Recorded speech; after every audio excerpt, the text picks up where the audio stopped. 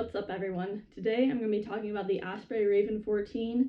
Before I bought this, I debated for a while if I wanted to go with the 14 or the 10. My main concern being that the 14 would be too bulky for some of my smaller adventures, but I'm really glad I ended up going with this size. It compresses down pretty well if you aren't using all the available space, but there is more space if you need it. I find that's really helpful for adding additional layers. I found that the main compartment can hold like a hoodie and a flannel with a little bit of extra room. This is designed and sold as a mountain biking hydration pack, but I've used it for other things like day hikes and like road trips and stuff, and I found it works really well for both of those in addition to mountain biking. I like that it has a ton of pocket options. It helps me keep all of my stuff organized no matter what I'm doing. So the pocket closest to your back is meant for the included hydration bladder, and it includes this little clip here to help keep your bladder upright. And the zipper for this comes down the shoulder strap. Fortunately, I like having the bladder tube on this side. If you prefer on the other side, you're kinda out of luck because there's no real way to switch it. So the next pocket is the main compartment. It has 3 internal pockets, one mesh one here in the middle, and then 2 skinnier side pockets. And like I said, it holds about like a hoodie and a flannel with a little more. It does have these compression straps on either side to help you cinch it down when it's not full, to help it keep from like moving around too much. Like any other hydration pack I've used, it packs a lot better if you put your hydration bladder in first before packing the main compartment. Next up is this little pocket. I usually use this to hold like sunglasses or electronics. It's not very deep, but for like road trips especially, I really like to use this to hold cords and chargers and stuff like that. This plastic piece on the outside is called lid lock, and it's used to keep your helmet attached to the outside of your bag. So next up is this sleeve, which I've used to hold like an extra layer or an extra water bottle. It will also cinch down with these straps, but I don't use it too often. This pocket here can kind of be a pain to get to sometimes, especially if this is compressed down. It only has a side access here, and there are some like small pockets, but there's a mesh pocket here and then another little pocket. This is like a little key holder, but I usually attach a hair tie to it. So if I'm out, I always have a hair tie with me in case mine breaks or I forget one. I rarely ever use this front sleeve here. It's not huge, but the material is a little bit stretchy. I don't know, I really prefer to use pockets that have a zipper so I don't lose things.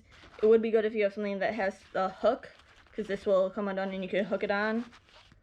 You can also hook something right here if you have like a carabiner or straps or something. In addition to the 2 cinch straps up top, there are 2 more on the bottom as well.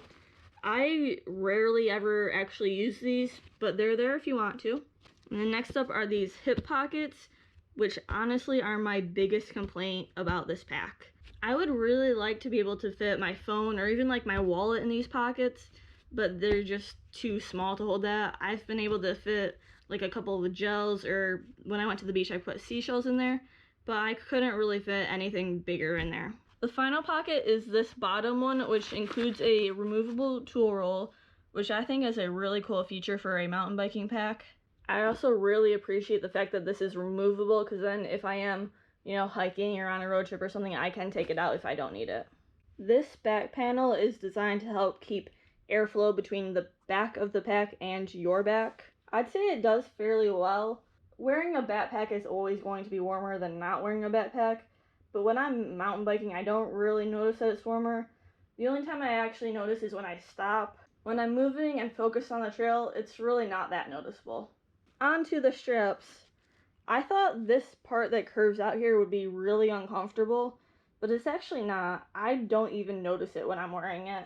So there's also a chest strap with a magnet to hold a hydration tube and a hip belt as well. There's also a little drainage hole in the middle of the back, and I get that that's a good idea for a hydration pack, like if there's a leak or condensation or something. Fortunately, I've never had it drain while I've been using it. I think like condensation or something like that would be fine, but if you had a big leak, that could get really uncomfortable. So I'll also talk about the bladder that it comes with real quick.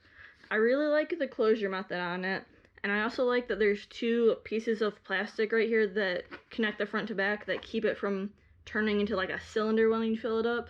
The only real complaint I have about this sweater is that you cannot disconnect the hose. Other reviews I saw mentioned that the tube length was too long, but it comes with instructions on how to cut the tube to the proper length for you, so that's really not an issue. As far as the overall comfort of this pack goes, I'd say it's pretty comfortable.